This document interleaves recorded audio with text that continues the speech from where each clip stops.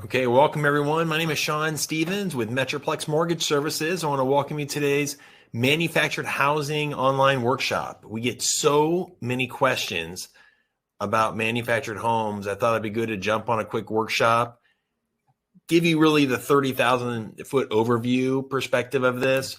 I mean, you could really get into the nooks and crannies, as you can imagine, on some of these. So we're going to get big picture on this, talk about some pain points that we see commonly and how you can, hopefully you can avoid those on your future transactions. Now, how many that's joined us or how many that's on this workshop, who has had substantial experience with manufactured homes? Maybe a little bit, maybe none at all. It'd be great to just get a quick yes or no on the chat board if you could throw it on there. And while we get started, here's a disclaimer for everyone to view as we move forward into the program.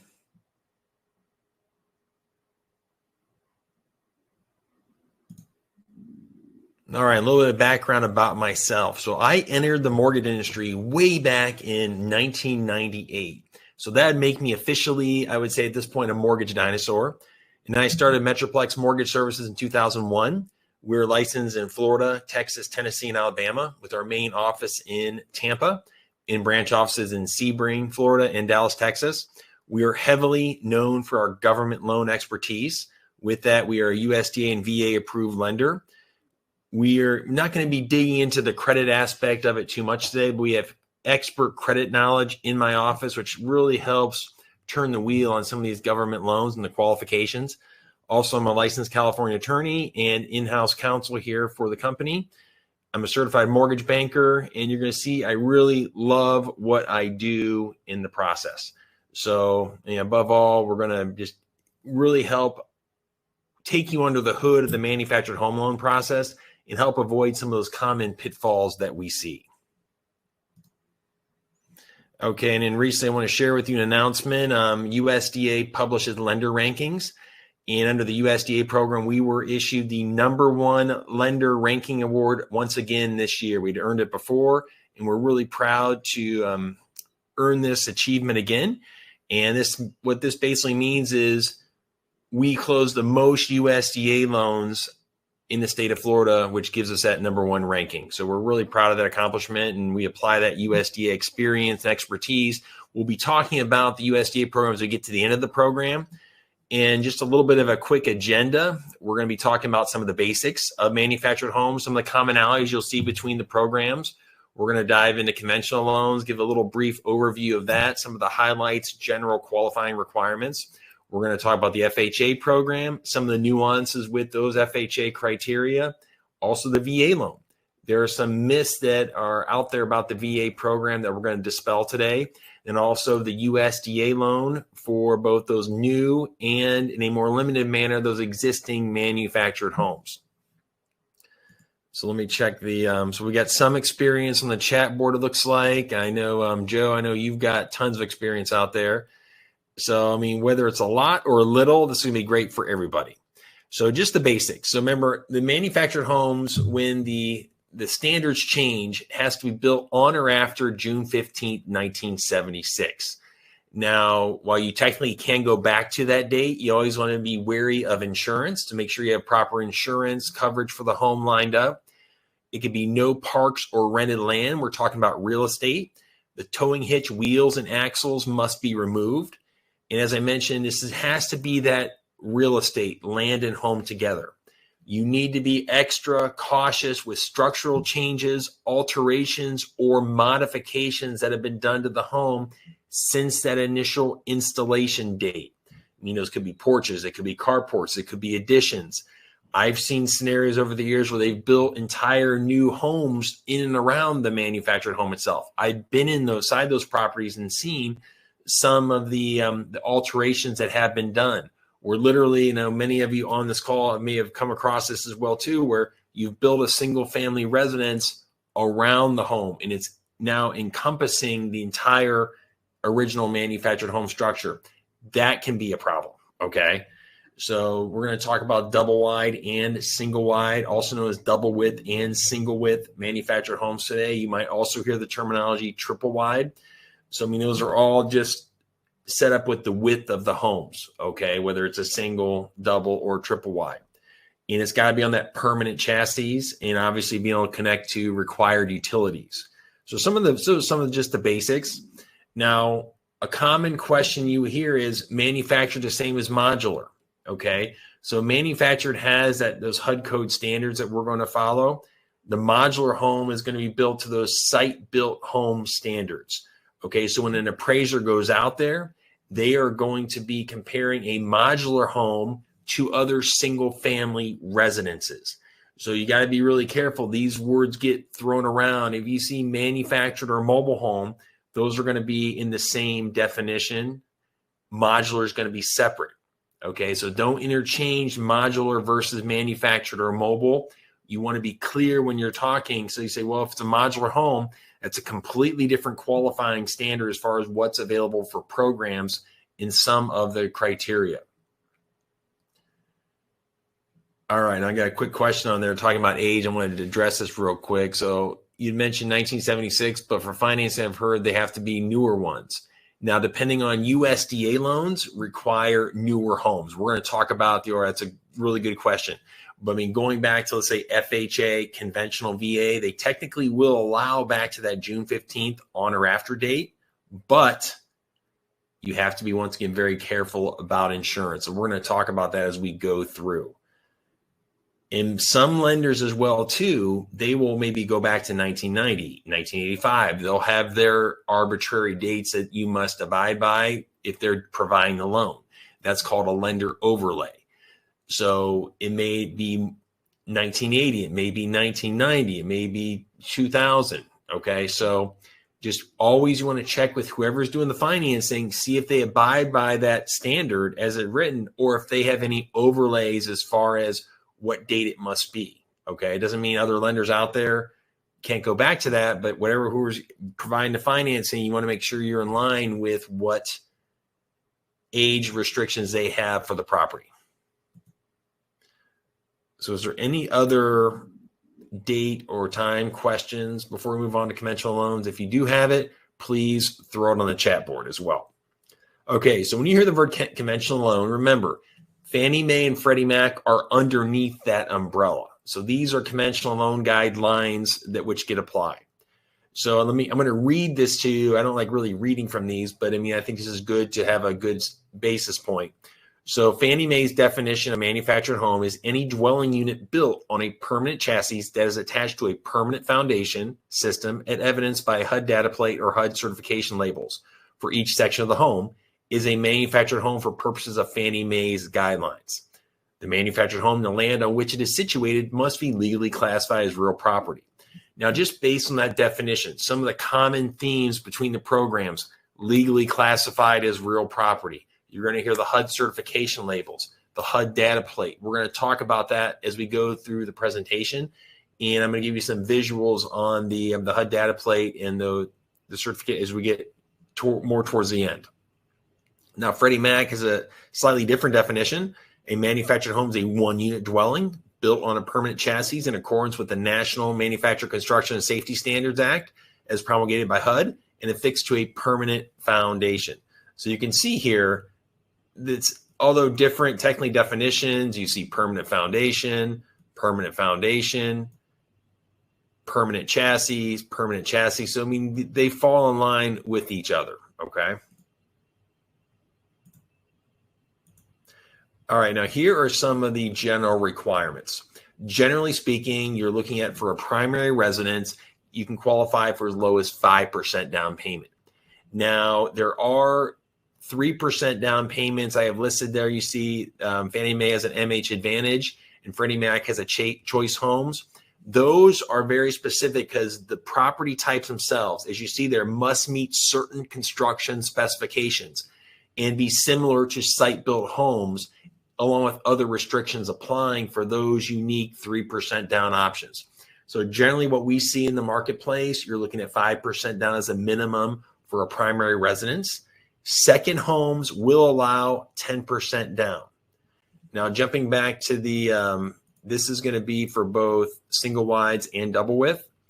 Second homes will are only for double wides. Okay, so second homes, you can go as low as 10% down.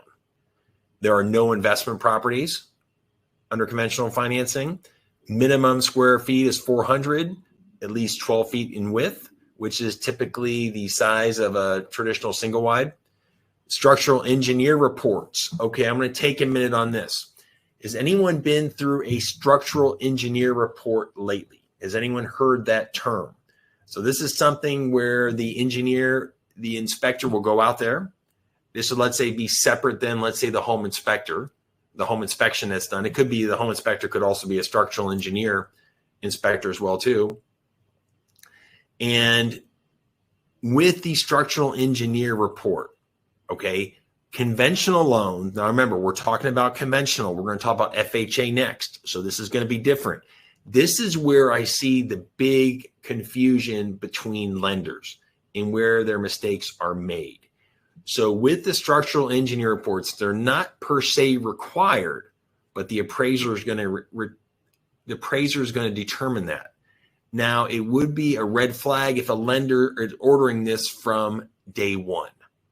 So let's say you get your contract in, you send it to Mr. and Mrs. Lender over there, whether it's in-state, out-of-state, wherever it is, they're handling the manufactured home financing. And the next thing you hear from them is we're ordering an appraisal, we're ordering structural engineer report, and we're getting those ordered simultaneously.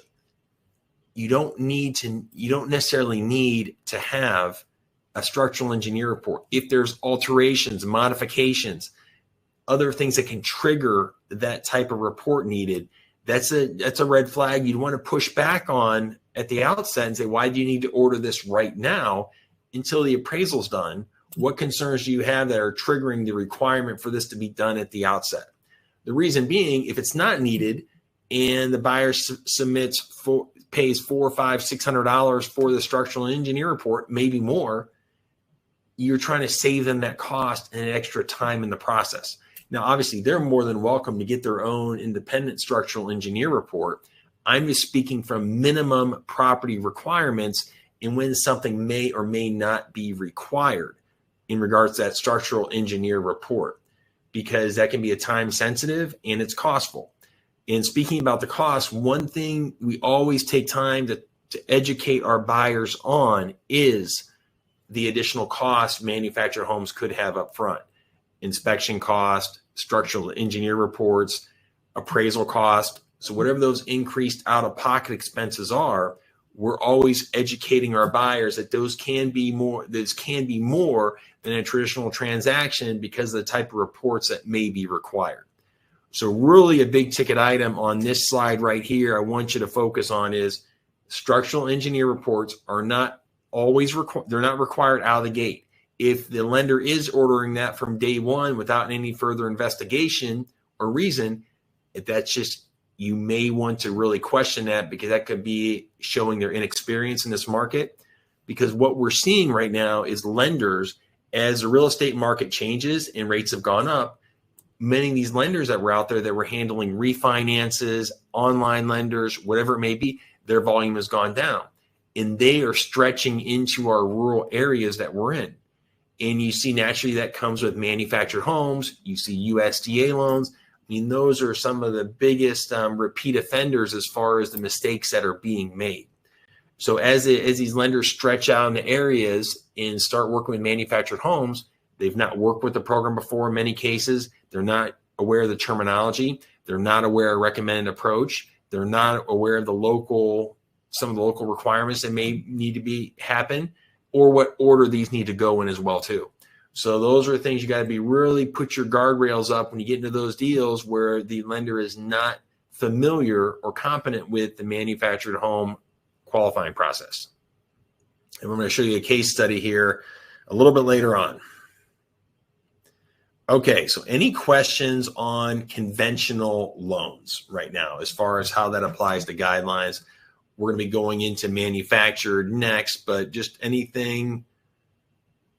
It can be, we're seeing these, really a surge in manufactured home requests, financing requests for people that are moving here out of state, retirees, just other additional options that can present affordable home ownership.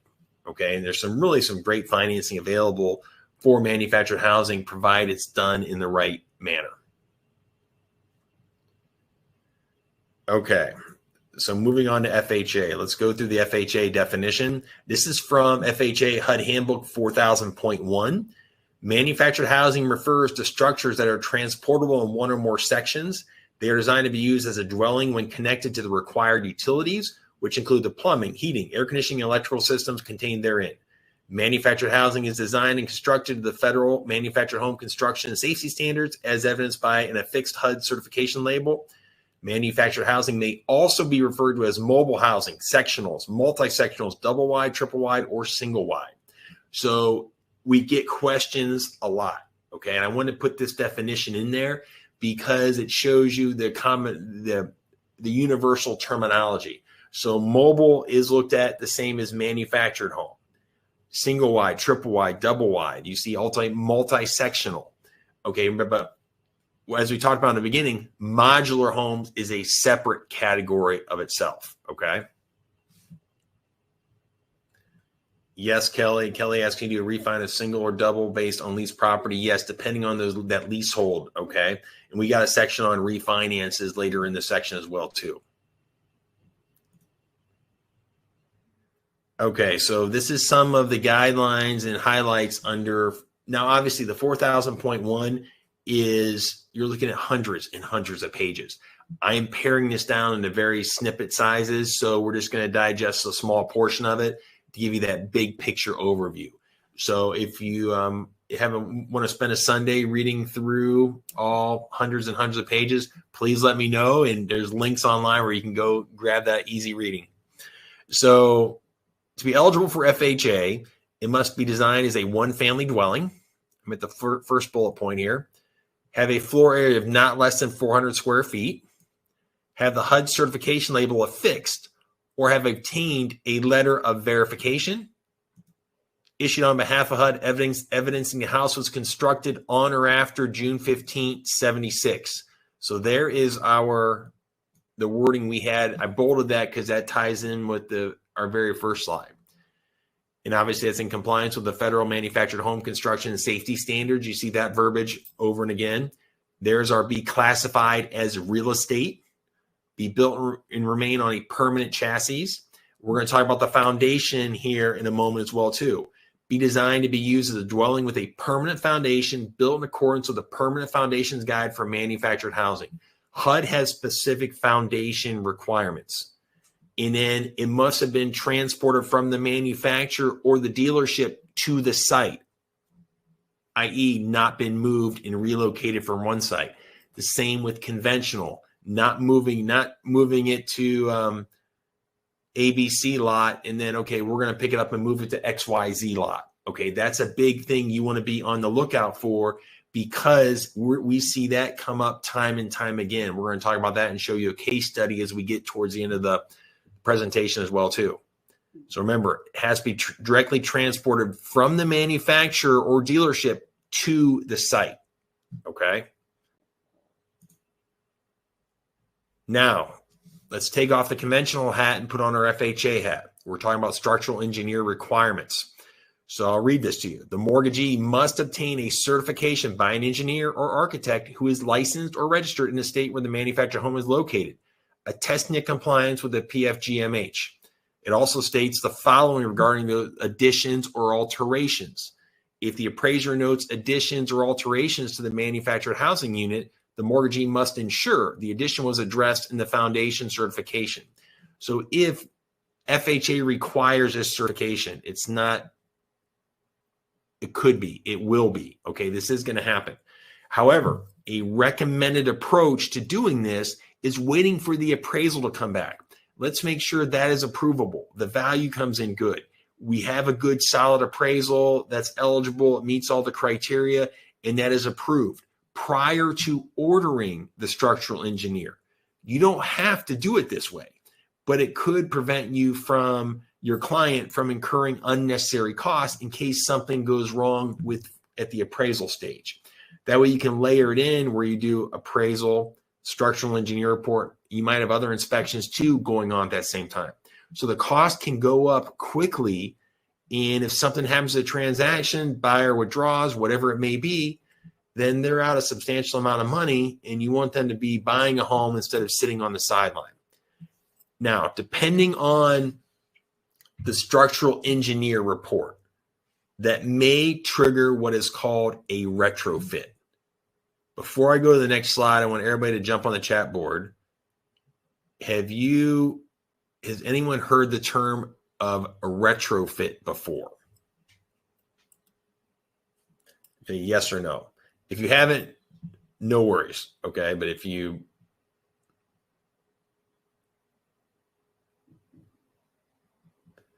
so the question is, who on the webinar has heard the term retrofit before?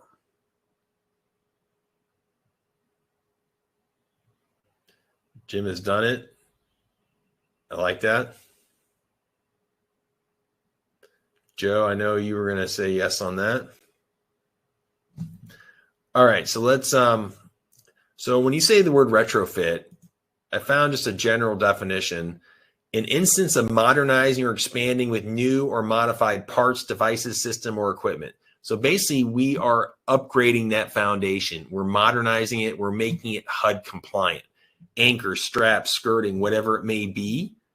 Those are what we're looking for. I mean, so when the structural engineer report comes back and provides their feedback, then that could trigger the need for a retrofit, where a third-party company comes in and they will upgrade the foundation so that it meets HUD compliance for that FHA financing.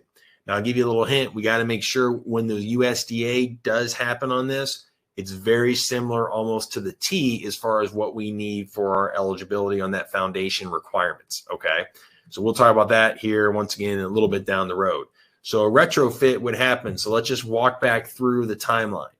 Contract is signed, loan application started, we get the appraisal ordered, appraisal comes back good, the structural engineer comes back, and they report, say, we need these fixed. Then a retrofit would be ordered where the company comes out and makes the adjustments so that it will pass the engineer report. Now, remember, this isn't a free service. Somebody has to pay for this.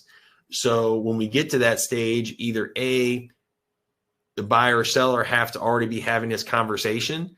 If this comes up, who's going to pay for it? And then is the retrofit company going to accept payment at time of closing? Is it going to be paid for in advance? Now, depending on the scope of it, that's going to determine the variety, the range as far as what the cost is going to be. Okay. So this is something, once again, one of those additional potential costs. It's not a guarantee there is going to be a cost, but there could very well be one depending on the foundation and how it was constructed. Okay. So just be aware when you're going with FHA, this could very well be the chain of events in the various cost structures that go into this, in the expenses that have to be outlaid by the buyer and sometimes the seller, depending on what they agree upon.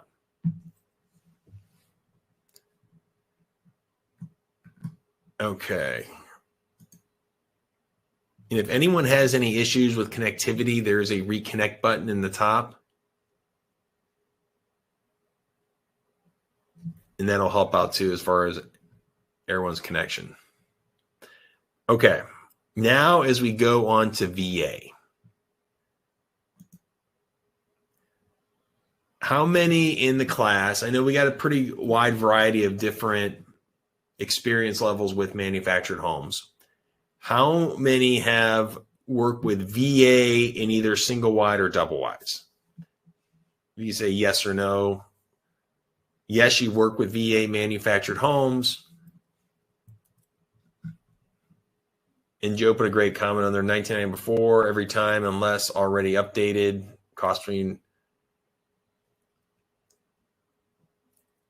I believe we have some Texas agents too. So it's completely, so it's going to be depending on your area as well too, what you need for that retrofit as well too. That can vary as well. So thanks for that feedback, Joe. Okay. So we have some yes and some no with VA manufactured homes. I tell you what, VA in my experience offers some of the most flexibility with manufactured homes compared to other programs. You get right out of the bat, no down payment. Obviously, conventional, we talked about 5% down, generally speaking. FHA is 3.5% down. VA, obviously conventional, you're going to have mortgage insurance. FHA, you're going to have mortgage insurance. VA, no mortgage insurance. So you could have that pure 100% financing with VA on either single wides or double wides. So here's a snippet from the VA handbook. So as you can see up there, manufactured home must be classified as real estate. So this refers we're not able to finance those lot rentals, park rentals. Must be considered a real estate entity in accordance with state law. Manufactured home must be on a permanent foundation.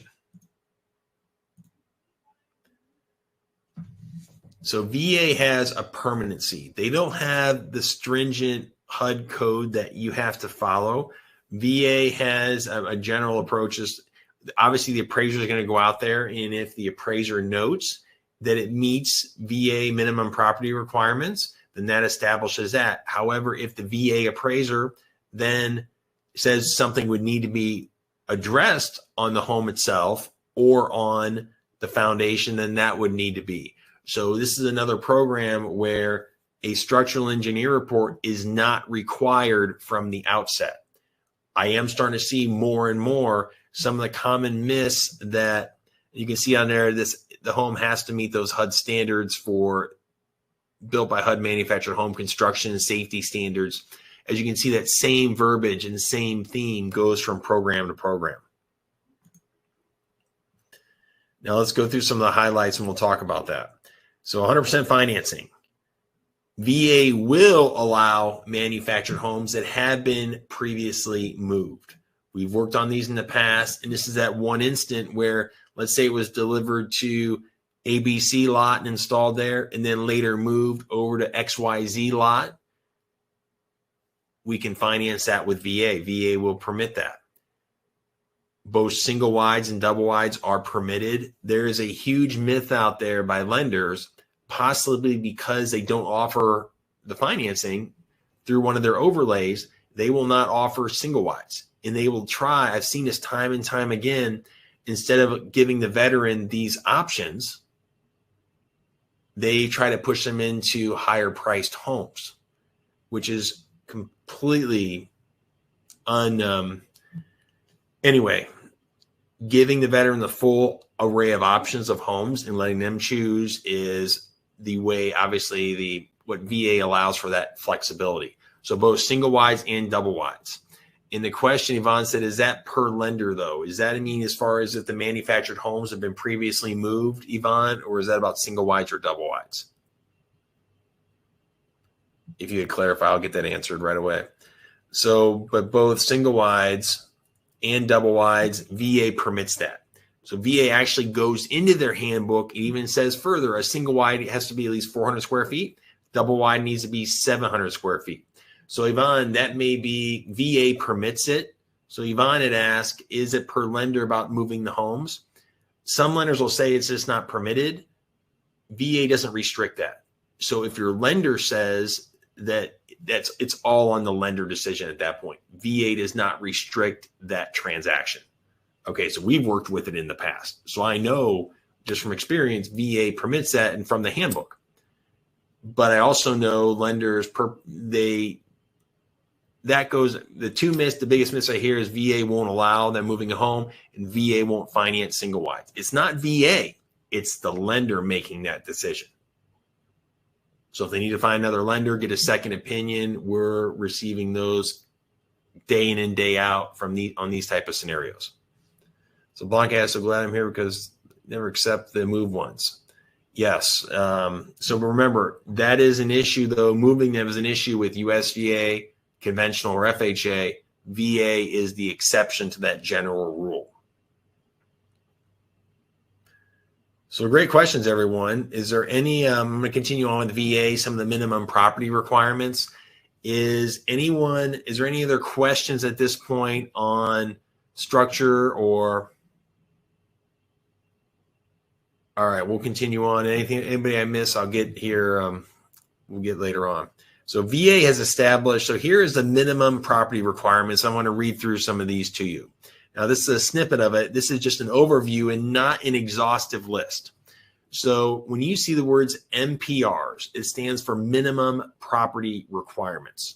So VA established minimum property requirements to protect the interests of veterans, lenders, and servicers. Properties must meet these requirements prior to guarantee by VA. So key words, if you look on that second bullet point, what VA is looking for is safety, structural, and sanitary. So I get so many questions that, Sean, is this going to be a problem? Is this going to be a problem? I mean, if it affects those three items, it could be. It doesn't mean the VA appraiser rejects the appraiser. It could just be where they need to be addressed as we go through the process. Either they can get it paid at closing, fix things during the process, whatever it may be, and have the appraiser go back out there to provide a clearance appraisal report. Now, VA also specifically writes, if you look on that next bullet point there, that the appraiser is not a home inspection. So they have to note those readily apparent repairs that are needed. It says there in the second line, the fee appraiser will not perform operational checks of mechanical systems or appliances. In my experience, VA gets a bad rap in many cases. They say, well, the appraiser is going to be too stringent. I find VA to be a very reasonable approach. I find VA to have a high amount of flexibility, and it really is a tool that you need to have in your toolbox, whether dealing with single family homes, manufactured, modular, single wide manufactured, double wide, whatever it may be. Having VA in your toolbox and not being aware of it and not being scared of it is critical. Under cosmetic items, appraiser should not recommend repairs of cosmetic items involving minor deferred maintenance or normal wear and tear, or items that are inconsequential.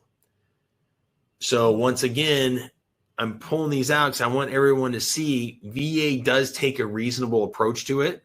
And under detached improvements, sheds or other improvements may be including the value if the improvement meets VA property requirements. But if the improvement presents a health or safety hazard, the appraiser must be completed subject to those removal of the improvement. So once again, VA takes a very, very reasonable approach. And I'm glad that Blanca loves VAs because it provides us with so much financing flexibility with expanded debt to income ratios, flexible credit qualifying, low down payment. I mean, it really is a weapon to have in your arsenal.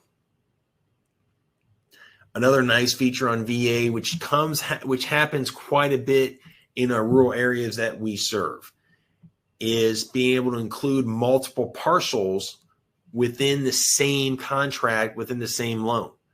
So you can see that I got the excerpts on the side. More than one parcel or lot may be included as long as the property is contiguous, attached together, and legally marketable. So VA does not set a limit on the number of acres that the property may have. So as long as it's connected. And so in this example, we had 2 lots on either side of our subject property, and which include, in this case, single family residence that could easily be a manufactured home. And that's something that we would be included with one deed, one survey, one deed at time of closing, and one property. So this comes up more often than you think in the rural areas that we serve. So on the same tax bill, I mean, at some point, at time of closing, we've seen it not necessarily be on the same tax bill at that point, but then going forward, it's going to be classified as real property more than likely. And obviously check with the county, check with the title as far as what those individual circumstances may be, Yvonne. Okay, so we're going to spend a little bit of time on USDA because we have some intricate parts of this.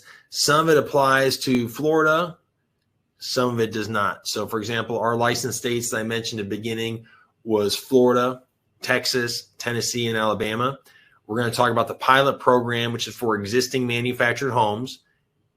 That is geographically limited to certain states, but that could be changing for all states. Okay, I'm going to give you an update on that when we get to that part of the program as well.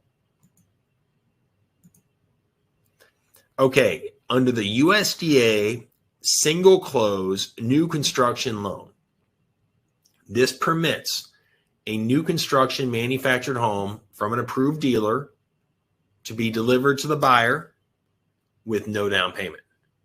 It's an amazing program. We worked with it for years. You can work with both single wides and double wides. It has to be from the dealer to the consumer. It has to be that brand new unit. The closing occurs prior to construction, and then draws can be given for the home to be set and delivered thereafter. Great program, a great feature, not something you're going to use day in and day out, but once again, another tool to have in your toolbox. So you can incorporate the land cost with it.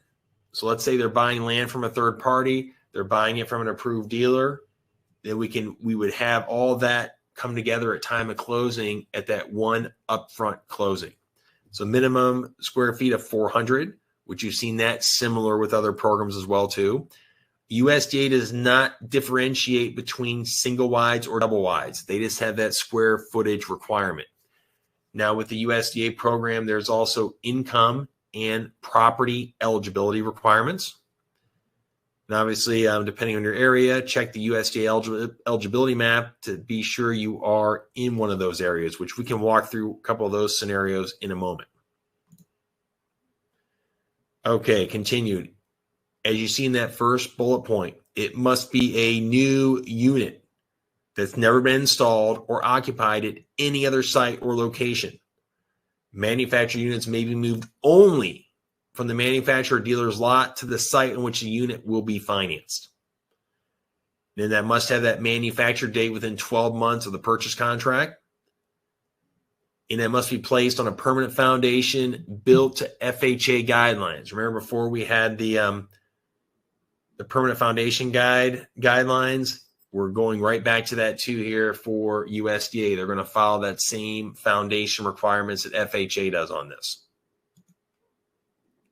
Here are current income limits. I know we have some out of state on this call as well too, but for example purposes, for the current income limits in Florida, which were released back in July, USDA goes by household income.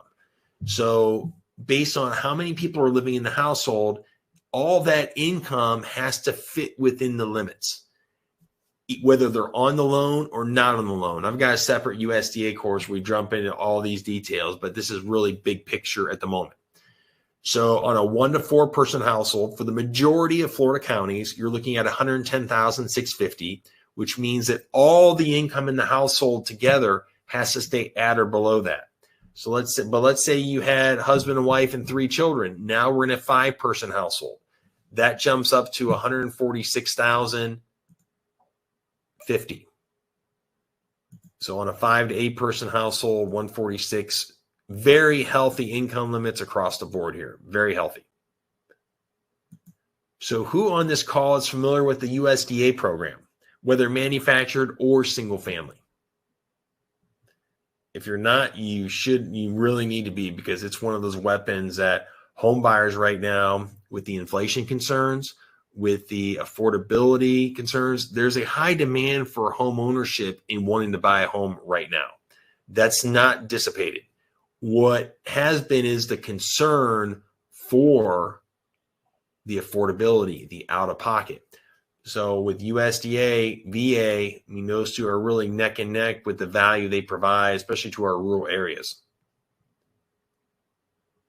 Well, Jackie, we're going to have to change that here pretty soon, because this is one of those programs where buyers are really seeking, and you as a realtor need to be, once again, I'll use the phrase, be aware and don't be scared.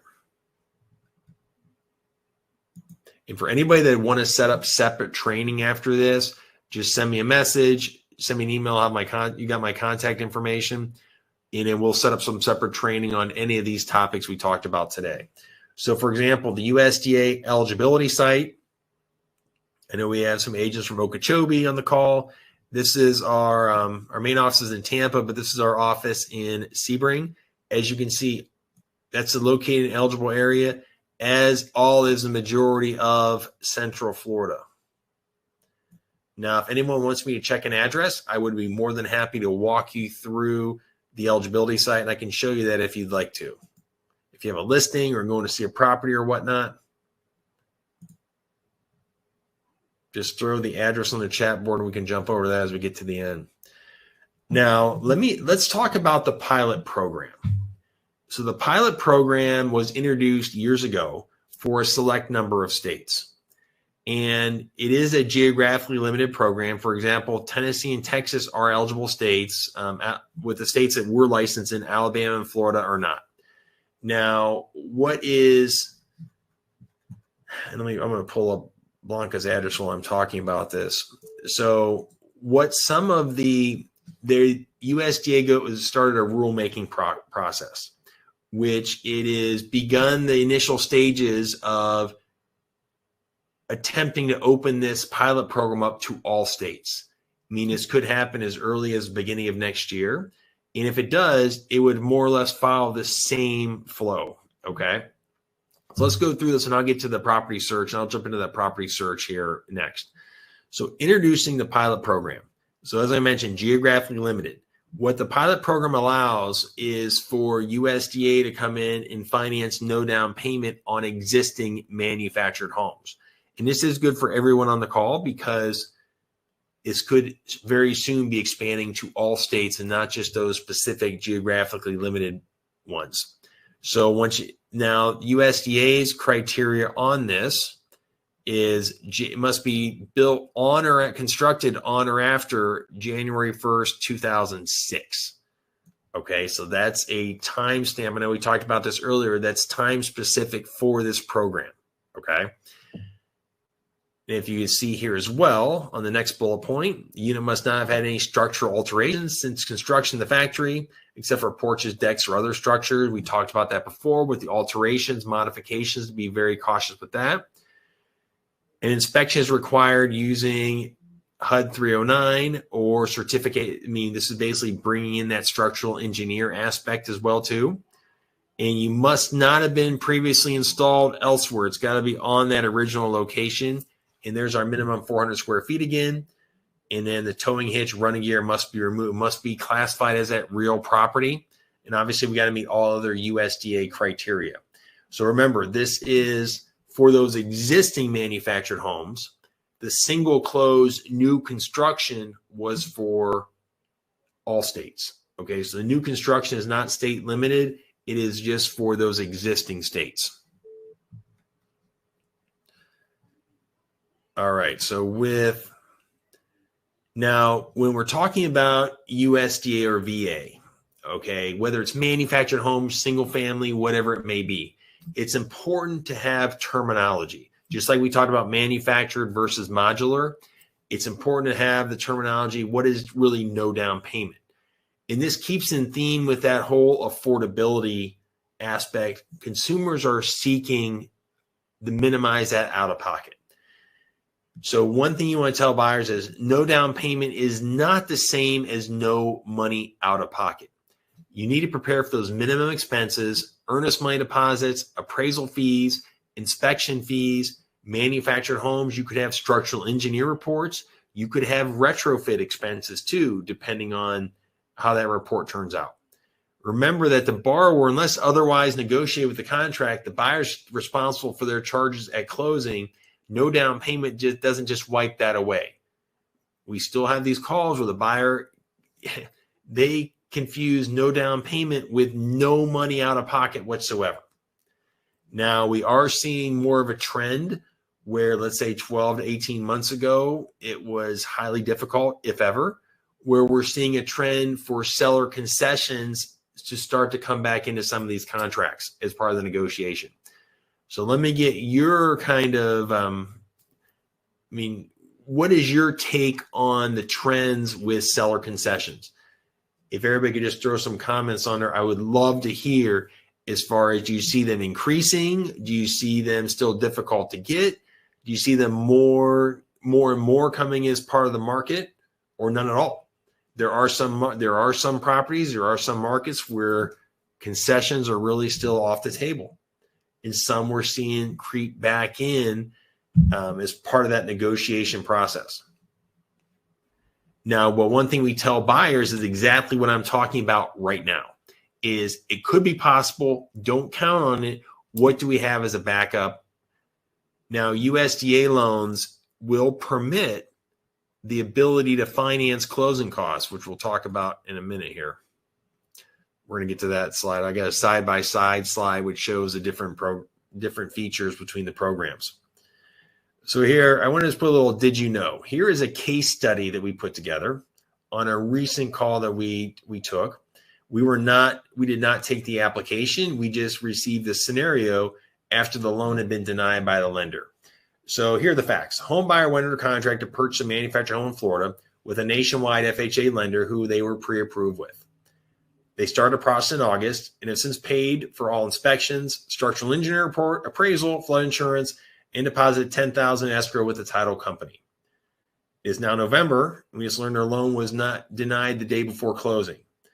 So as you see, property details, the manufactured home was on stilts, and the manufactured home had been previously moved and relocated from another location.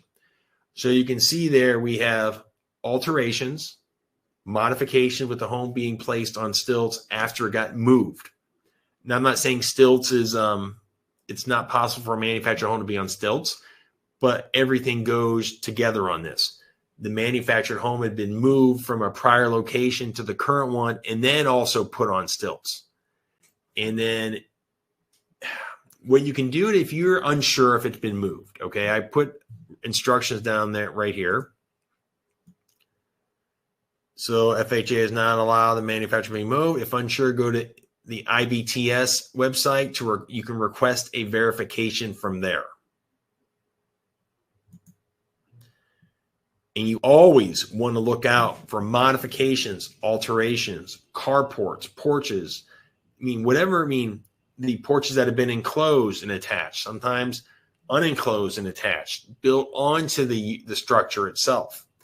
Always be on the lookout for anything that pops out as possible that might trigger the need for a structural engineer report, maybe evidence, maybe the home had been moved. Maybe always you want to ask those questions at the outset, especially in today's day and age with some of these lenders coming in that aren't familiar with these type of questions from the beginning and just assume everything is status quo when they move into it. So really discouraging to hear these. And we love to be that sounding board for second opinions. And we love to be able to provide all the resources that we do. Some of these are just, they should have been avoided at the outset by simple due diligence from the lender. So I guess a great case study of what not to do from the lender side and what to look out for from your side for some of the questions for you to ask. Yep, Blanca, that happened. They moved from Georgia to Florida. Yes, that's something you really, it's not uncommon. It is in the marketplace. So here are some of the questions we get as well, too. I just want to put some visuals out there so you would get an idea of, if you're not familiar with this, I know we have a lot of the seasoned manufactured home realtors on the call, but this is going to be just a good review for you as well. All right, so you have the HUD data plate. So usually it's I put a description of that white piece of paper, usually found on the back side of a kitchen cabinet door. Okay. So HUD does not, and I got bullet points there. The second one there, you see the data plate shows a map of the U.S. to let the consumer know the wind zone and snow load for which their home was built. And once again, there's that IBTS site again. You can request those letters of label verification from them as well, too. And then you see the HUD tag on this image here. Is everyone familiar with? I know I know a lot of you on this call have the war stories of going through, finding the tags, the data, going through to find the data plates. Maybe a home's been renovated. Maybe there is, for example, the data plate was gone because they tore out and redid the kitchen. Okay, that could very well be as well too. I found them in the laundry room. Yeah, so just everybody's got kind of their own stories on this topic. Painted over. Yes, Ivan. Yeah, that's exactly right. We were just actually talking about that in the office the other day. So all right, so then we're talking about the HUD tag. okay? That 2x4 piece of metal riveted on the backside of a manufactured home, which Yvonne rightly said can easily be painted over in many cases. And that's how I found out that mine was Georgia and for the label. Yeah, like that's a great point. So here's the details on these labels, approximately 2 inches by 4 inches inside, 4 blind rivets, drive screws. The label shall be etched or stamped with a 3-letter designation. Each label shall be marked with a 6-digit number. The label shall be stamped with numbers sequentially, HUD 4000.1, and there's your Institute for Building Technology and Safety, okay? So really HUD tag, data plates, common terminology with, once again, this is what we're seeing from the lender. So if you have your checklist of items, if you want to have your kind of red flags to look out for, you want to make sure if they're not familiar with if they've never heard of a data plate or a HUD tag, that's going to be a problem. I would definitely, red flags, it should be like alarm bells should be going off in your head. If they're ordering structural engineers from day one, you've got to have the alarm bells going off. Say, well, let's pump the brakes. Let's find out why we're doing this. Maybe you're not familiar with this market, and then you can help them and maybe coach them if they're not willing to change lenders. So part of this is not only just for using us as a resource, but also to help you navigate some of these transactions when you get to a point where it seems like you're past a point of no return. And quickly, we'll go through refinance options. So now once you're in the home, you've closed. VA, we can do rate reduction refinances. FHA loans, we can do refinances as well too. USDA loan. So let's say you've either purchased an existing pilot program under USDA, or you've purchased a new one, and then we've come back in. And so even in those states where, let's say Florida, where we do a new construction manufactured home, because we have an existing USDA loan on it, we can come back and do a refinance on that under the USDA program. USDA and VA both offer those streamlined refinances without the need of an appraisal. So really a great feature we have so many buyers wanting to get into home ownership right now and then just improve the rate later on and not miss out on that appreciation, because as soon as rates go back down, they want to be secure and stable in their home while so many others could be flooding the market. Then Fannie Mae as well too. We have refinances, cash out refinances. So we have options under all programs.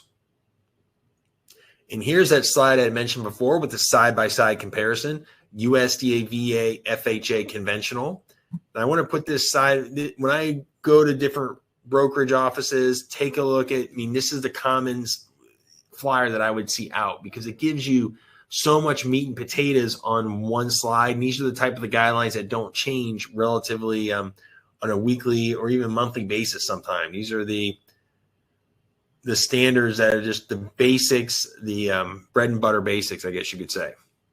So with USDA, VA, obviously no down payment, conventional 3.5% down, conventional FHA 3.5% down. Conventional will permit 3% for primary, second home 10%. Obviously, for our topic today, manufactured home investment properties aren't eligible, but that's for the traditional single family type property, the 1-unit property. And then we talked about the VA program. Look at this flexibility. We're working with a VA exception right now, and buyer have come to us trying to get an exception. Exceptions can be available for USDA, VA, FHA. You can get exceptions on those. I would say your biggest exceptions are going to be opportunities would be with USDA and VA to these waiting periods. So when I say waiting period, it's how long after a bankruptcy, a short sale, a foreclosure do you have to wait to requalify? We can get reduced time from these as part of an exception process, depending on the merits, depending on the facts of their case. So what we do is really take an open approach to it from the beginning, is take a look at, apply that credit expertise I talked about at the beginning, and whatever property it may be as part of their eligibility, credit, income, and then based on what they want to buy, once we have their mortgage ready, then really apply it to whatever they want to purchase: single family, modular, manufactured, double wide, single wide, whatnot. And then here's our summary for the seller concessions. Okay, I know it's not prevalent in all markets, but for those where it is, okay, so USDA will permit up to 6% of the sales price towards closing cost. FHA the same. VA has a split with how they look at this. VA will allow 4% towards certain charges, which are prepaid items, but within that 4%, VA also permits a seller to actually pay off a veteran's debt. So yes, a seller could actually pay off a car balance, a credit card, a collection account at time of closing to help the veteran qualify. There is no limit on actual closing costs outside of that. So VA offers the most flexibility of any program in this regard, once again, aimed to helping that veteran achieve home ownership. Now, conventional loans, they have a three-way split. We have less than 10% down payment is capped at 3% of the sales price. 10% or greater is 6%. And if there's an investment property, that is capped at 2% of the sales price. So that's your seller concession summary. And then quickly here, myth versus fact of the USDA. So as we get to the end of each fiscal year, sometimes you might hear the USDA is out of money. So that goes through an appropriations period. If you hear that, we continue to fund loans during that time. USDA loans do not allow in-ground pool. That was changed almost a decade ago. And so there's no restrictions on homes with in-ground pools versus without. USDA does not only do farm loans, and we offer a wide variety of single-family housing features, as we talked about today, focused on the manufactured housing component. And we do have products that we can actually finance in repairs to our USDA loan, okay? And they're not only small loan amounts, they cater to a wide variety of first-time home buyers, as do all these programs. And I'll make sure as we wrap up here, I'm going to make sure everyone gets some links to our educational videos that go out as far as with, they're already pre-made, so you can share those with your home buyers. It helps deliver just a nice tidbit to them on a weekly basis to help keep them in the loop and connected to the process. And if you have any buyers you want to recommend to the Metroplex team here, we would appreciate each and every one of them. The best way I've found is just get permission from them for us to contact them directly, and then call, text, or email with their information. Then we have the team, we have the bandwidth in the office where we can start to follow up and connect with them and help them down that home ownership journey and getting that mortgage ready process under their belt. Or if they just simply want to lay back and they will contact us, let us know who will be calling. We'll be on the lookout for their calls. So we can give them that red carpet treatment and move them to the front of the line. So with that being said, is there any additional questions before I let you go? That hour, from my standpoint at least, flew by extremely quick. I hope today's presentation and workshop that was focused on manufactured homes helps alleviate some concerns you may have in the market, and I really wanted you to see it from the lender's perspective of how this can be really a viable financing option if it's done properly. So I want to thank you all so much. I know so many of you on here have seen the other education courses, workshops, whatever it may be. Thank you so much for taking the time today. Anything you need, we're here. Just call, text, or email. We look forward to talking to you soon. Have a great rest of the day, everyone.